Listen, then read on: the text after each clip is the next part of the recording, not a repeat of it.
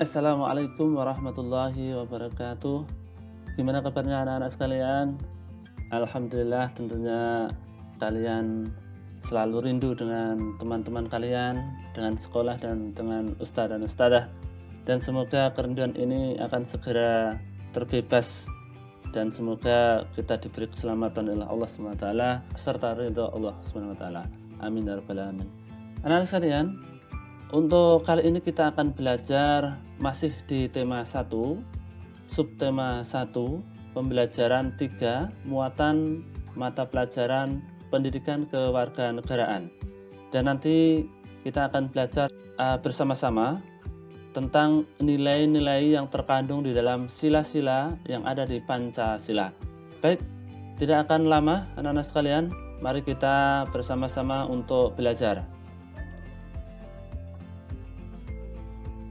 Nah, di dalam layar ini ada beberapa nama dari tokoh-tokoh yang ada di buku kalian.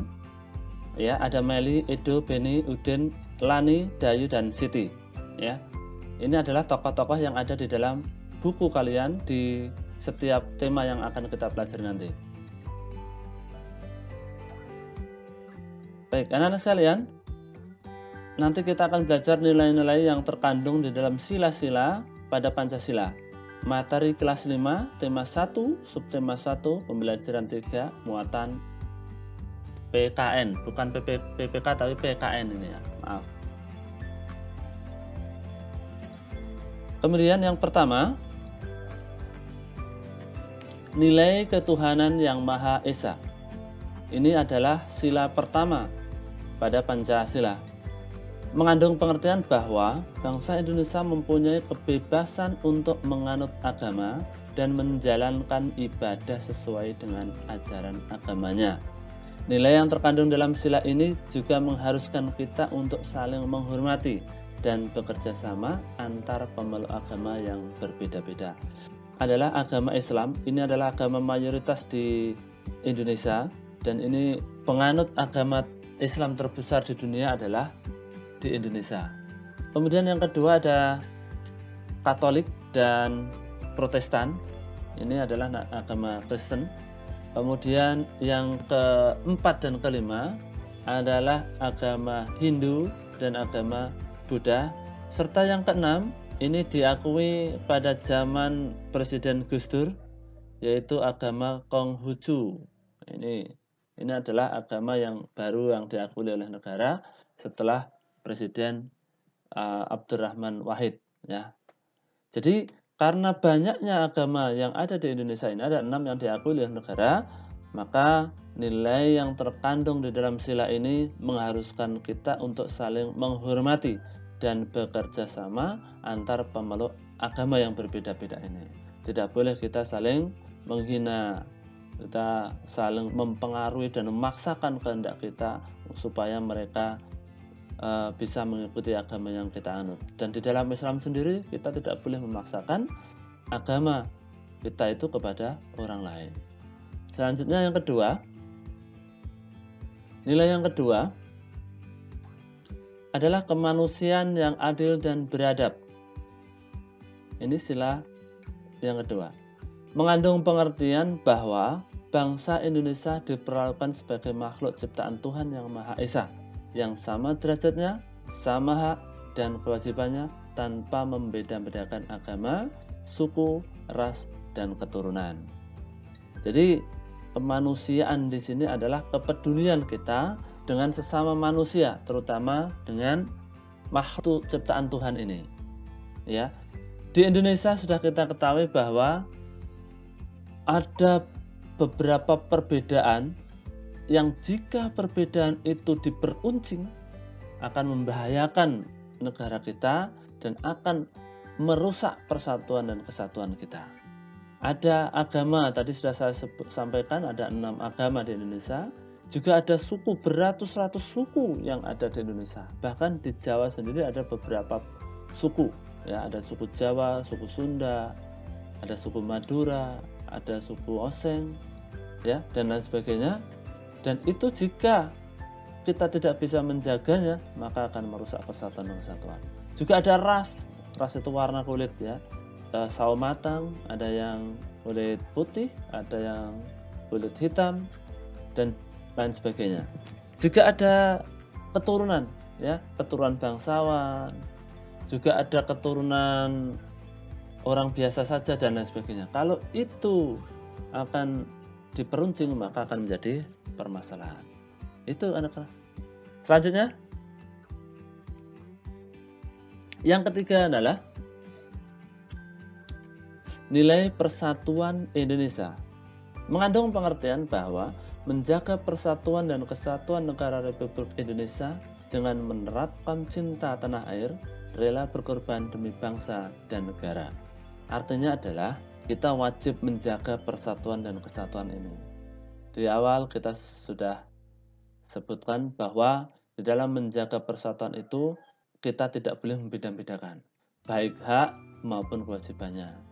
Kita tidak boleh membedakan, memperuncing perbedaan agama, ras, ya, maupun keturunan.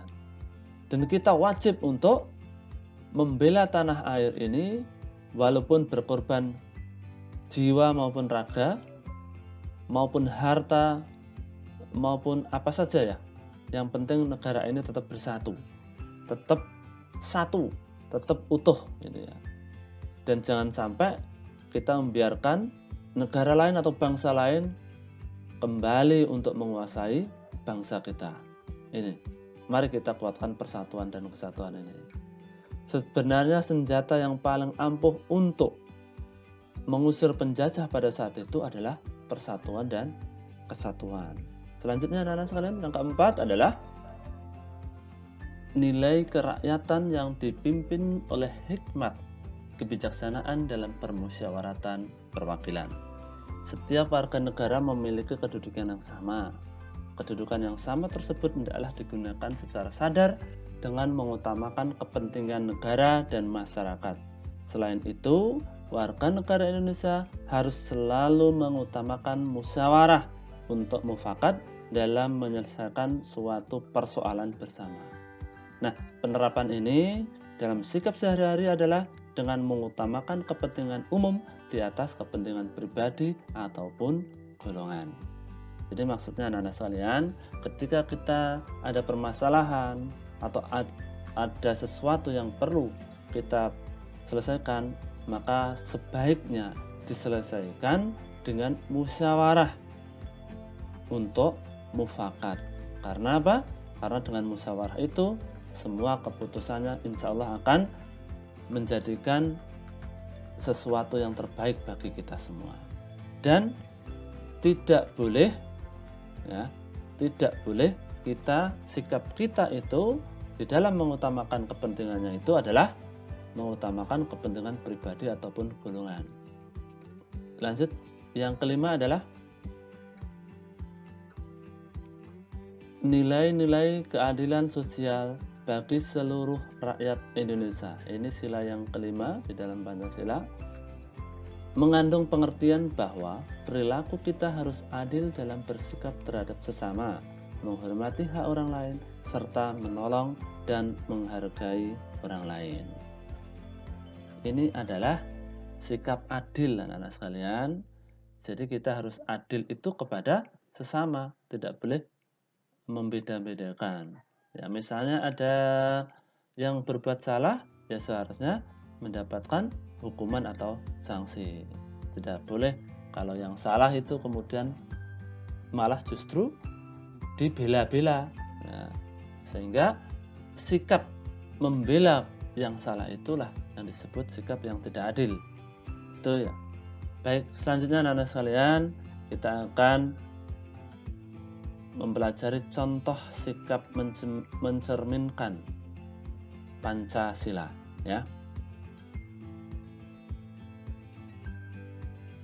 Sila yang pertama, sikap yang sesuai dengan sila ini yaitu tidak memaksakan agama kepada orang lain. Di agama Islam kan tidak boleh memaksakan agamanya kepada orang lain. Kemudian sikap sila yang kedua, tidak membeda-bedakan teman dalam bergaul, saling membantu dan menolong antar sesama menjenguk orang sakit. Ini adalah contoh, ya. Masih banyak contohnya lagi, ya, karena hubungannya dengan kemanusiaan. Kemudian contoh sikap yang berikutnya adalah contoh sikap sila ketiga, yaitu gotong royong, kerja bakti, mempelajari kesenian dari daerah lain. Ini adalah contoh sikap sila yang ketiga, yaitu persatuan Indonesia. Kemudian contoh sikap sila yang keempat adalah musyawarah untuk mufakat, menghargai pendapat orang lain, tidak memaksakan pendapat pribadi kepada orang lain. Ketika kita bermusyawarah, kita harus menghargai pendapat orang lain, tidak boleh memaksakan pendapat kita itu agar orang lain mau menerimanya. Ini karena di dalam bermusyawarah itu diambil yang terbaik, yang baik untuk kita dan baik untuk orang lain. Ini sikapnya. Kemudian contoh sila yang kelima, yaitu menghukum kepada para pelanggar hukum meskipun pada seorang pejabat. Contohnya korupsi, ya harus dihukum. Tidak boleh korupsi dibiarkan bebas, ya, karena korupsi itu adalah perbuatan yang sangat keji dan merugikan bangsa maupun negara. Ini contohnya.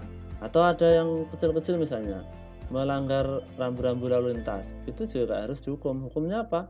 Ya tergantung dari kesalahannya, misalnya didenda atau diperingatkan, ya, itu sudah ada aturannya sendiri-sendiri.